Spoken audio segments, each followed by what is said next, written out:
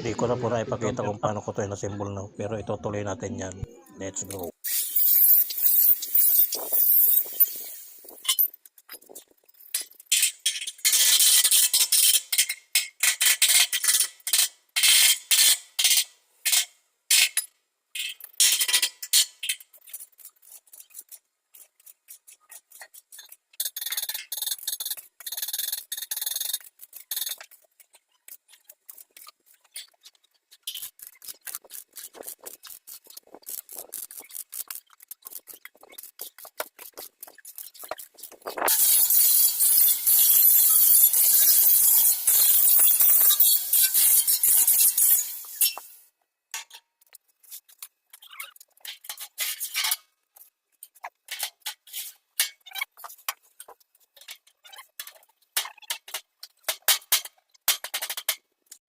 So ayun na po ang kinalabasan niya, may tiles na, wala pang pintura kasi lalagyan ko po yan ng box dyan sa ilalim para may cover siya paikot lagay ng mga gamit sa loob.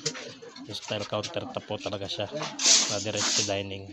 So thank you for watching mga idol.